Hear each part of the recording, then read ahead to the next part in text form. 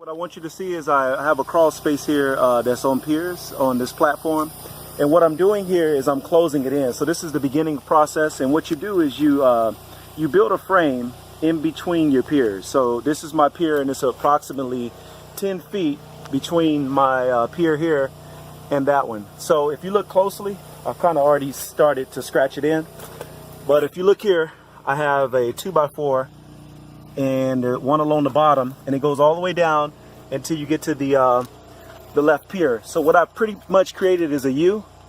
It lines up here, it goes all the way down up there, and I have one in the center here, and then I have one here.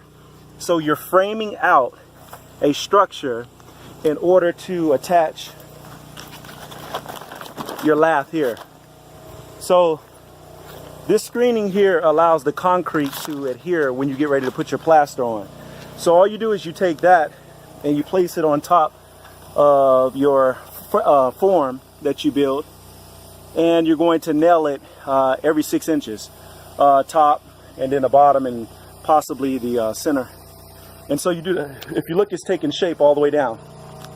So all of that's going to be plastered in, and it's going to create a pretty much a foundation that's stone all the way around. And you can play with that, put whatever color, you can design it how you want. And that's what I'm doing right now.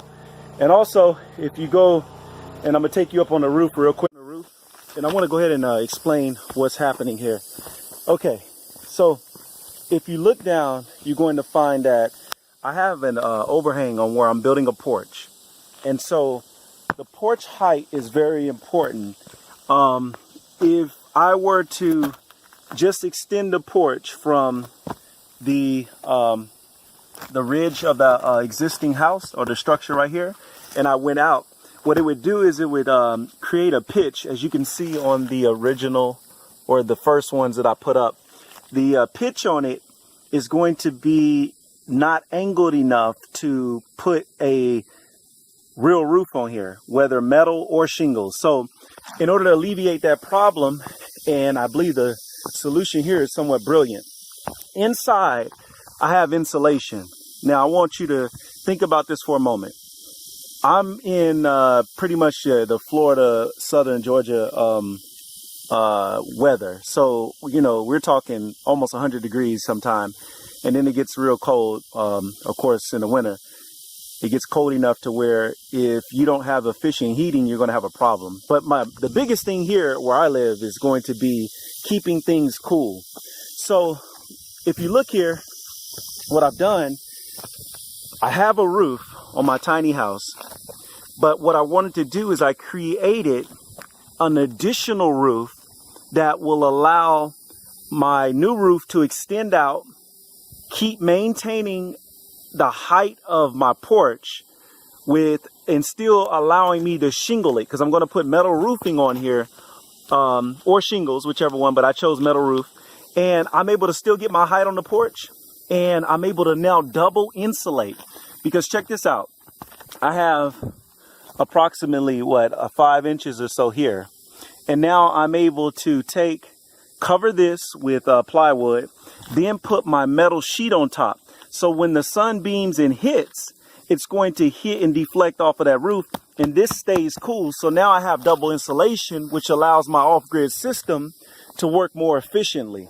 So this provides double benefits here: the insulation factor, the cooling factor, and also extending my roof out to cover my porch to where I have a pitch that can handle a metal roof and shingles. So what I had to do in order to do this, on my existing structure, I simply came and I attached a 2x6 in order to create my ridge. I attached it on the existing one. So if you were to pull this back, you're going to find that this is level with the existing ridge that runs all the way down the roof line. And then if you go out here, I took it all the way out to how far I want my overhang. And because I was doing this myself, I created pretty much the desired height in order to make this plumb. I had to create that in a pocket to hold it. So basically now I'm going to take my joist hangers and I'll run my rafters all the way down, and it's going to extend all the way out into the, I guess, the 1 foot over there that I have. And that's going to give me my wraparound porch, and it's going to cover this whole structure so that it doesn't get wet. And now I simply space these at my desired distance that I want. And I think I'm like 24 on center, because it's which doesn't pose any problem. It saves me money on lumber. And then I'm able to use the 4-foot sheeting to go from, you know, one end to the other and all the way down. So that's what I did on top of the roof. And you see, all I had to do was take and pull the existing shingles off the ridge. And then I'm going to come back and now start putting my metal sheet in, and going to do the same thing all the way out here. So that's how the roof is looking.